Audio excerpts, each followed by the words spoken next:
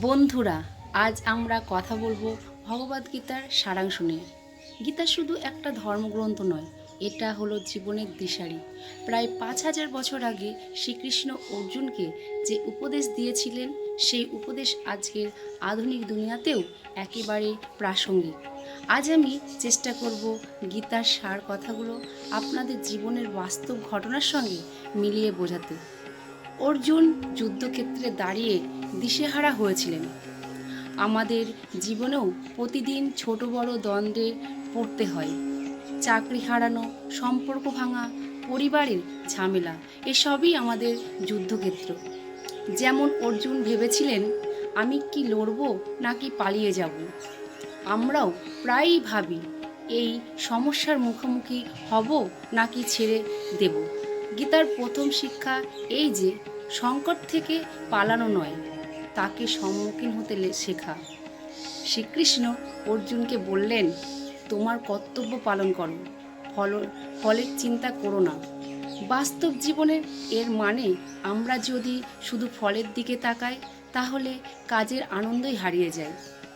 যেমন ছাত্র যদি শুধু নম্বরের জন্য পড়ে, তাহলে চাপ বাড়ে, কিন্তু শেখার আনন্দ নিলে নম্বর নিজে থেকেই আসে। আবার অফিসে কাজ করি বেতন বা প্রমোশনের জন্য, কিন্তু যদি কাজটা নিজের কর্তব্য মনে করি, তখন চাপ কমে যায়। এটা থেকে আমাদের এই শিক্ষা হয় যে, কাজে মন দাও, ফল নিজেই আসবে।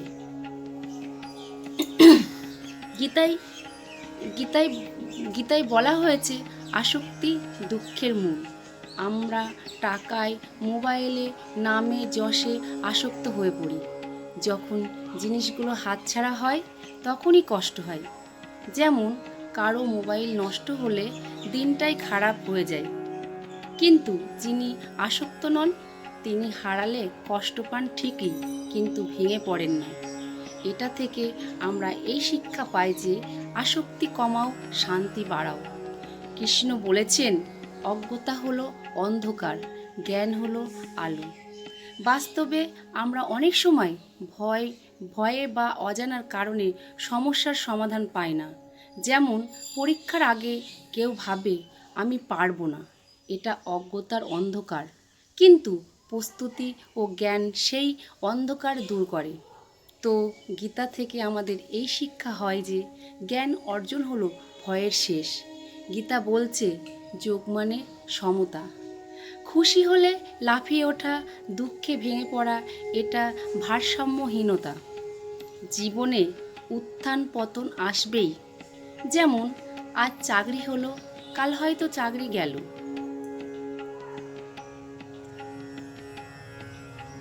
গেল যোগী সেই যিনি সুখে যেমন থাকে, দুঃখেও তেমনই দৃঢ় থাকেন। এতে আমাদের এই শিক্ষা হয় যে, ভারসাম্য মানেই আসল যোগ। কৃষ্ণ শেষ পর্যন্ত বলেন, সব কিছু আমার কাছে সমর্পণ করো। বাস্তব জীবনে এর মানে সব সমস্যার ভার একা বহন না করা। ভক্তি মানে শুধু পূজা নয়, ভক্তি মানে বিশ্বাস। যেমন আপনার কাজ করেছেন, এখন ফল ঈশ্বরের হাতে ছেড়ে দিন। এতে মন হালকা হয়, উদ্বেগ কমে যায়। এটা থেকে বোঝা যায়, বিশ্বাসী ভক্তিই শক্তি। দুঃখ থেকে পালানো নয়, মুখোমুখি হও। কর্তব্য পালন করো, ফল ঈশ্বরের হাতে ছেড়ে দাও। আসক্তি কমাও, শান্তি বাড়বে। জ্ঞান অর্জন করো, ভয় দূর হবে। সমতা বজায় রাখো, সুখ দুঃখ সমানভাবে নাও। বিশ্বাস রাখো, ভক্তি দিয়ে মনকে হালকা করো। বন্ধুরা, ভগবদ্গীতা কোনো পুরনো কাহিনী নয়, এটা জীবনে একেবারে বাস্তব গাইডলাইন। আজকের স্ট্রেস, হতাশা, প্রতিযোগিতা, সব সমস্যারই উত্তর গীতার মধ্যে আছে। অর্জুন যেমন কৃষ্ণকে সঙ্গী করে নিজের দিশা পেয়েছিলেন, আমরাও যদি জীবনে গীতার শিক্ষা মেনে চলি, তবে প্রতিদিনের ছোট বড় সমস্যার সমাধান সহজে পাব। আপনারা কি মনে করেন, গীতার শিক্ষা আজকের আধুনিক জীবনে কতটা প্রযোজ্য? আপনার জীবনে কোনো সমস্যায় গীতা আপনাকে সবচেয়ে বেশি সাহায্য করেছে বা করতে পারে বলে মনে হয়? নমস্কার বন্ধুরা।